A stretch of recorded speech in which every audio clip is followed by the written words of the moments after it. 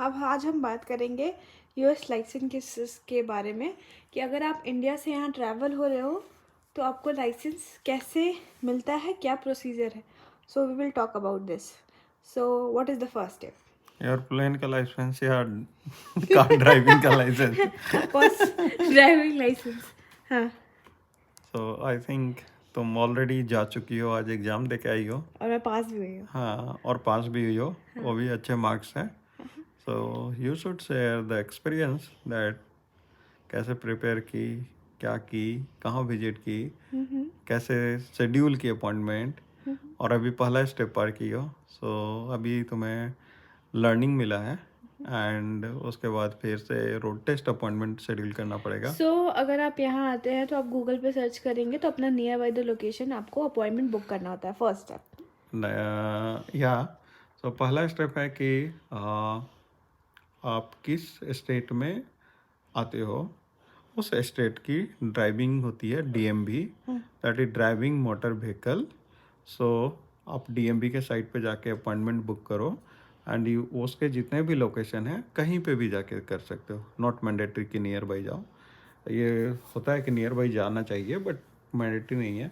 वहाँ पे बुक करो. You need to have a document of your address proof. Address proof हो सकता है कि वर्क परमिट पे आई हो तो you can get SSN, or either you can get leasing document, or either bank statement or credit card statement, any address proof, your passport, your visa, right? ये तीन चीज़ तो मैंडेटरी है. And book an appointment, go, they will validate your document, they will charge you $20 for that. And schedule and the written most test. Important thing कि वहाँ आपको address proof देना पड़ेगा, otherwise you can not give the exam. Correct. Yep. Because मेरे साथ ये 2 बार हो चुका है और मैं दूसरी बार वापस आई हाँ, हूँ. Address proof means local address proof देना Yeah. पड़ेगा. उसके बाद आप तैयारी करो. आपको वेरियस इंटरनेट पे भरे पड़े मिल जाते मटेरियल, हैं. टेस्ट का करो. भी प्रिपरेशन है. अगर आपको हाँ. चाहिए तो यू कैन DMS. हाँ. So we can provide you the link. और फिर क्या उसके वो बाद? रिटर्न टेस्ट दो. रिटर्न वो इंटरनेट पे ही बहुत सारा टेस्ट है, और जब देखो कि टेस्ट पास करने लगे मतलब you will clear the exam. ये ओके.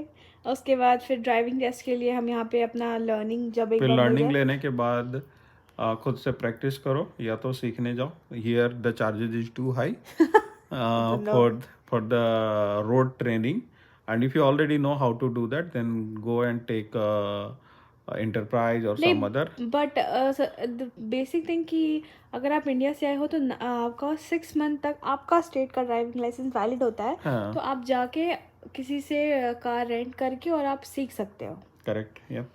आफ्टर दैट नहीं तो अगर यहाँ पे सिखाने वाले हैं तो प्रॉब्लम ये है कि They will charge you more, so better to take the car. The only difference here, car is little easy.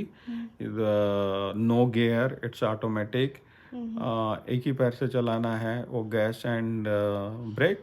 So things are easy. The only thing is it's opposite direction driving seat, and you need to follow the traffic rule signal. That's the most important. Here no one do the kick pop up. So everyone follow the, and if you not follow, people will hit you. They will not hesitate in hitting. कुछ लोग जानबूझ के करते हैं क्योंकि उनको पता है कि I have seen intentionally also people do. उनका कार अच्छा नहीं है तो they will hit and they will say it's your mistake. So they will get insurance. Okay.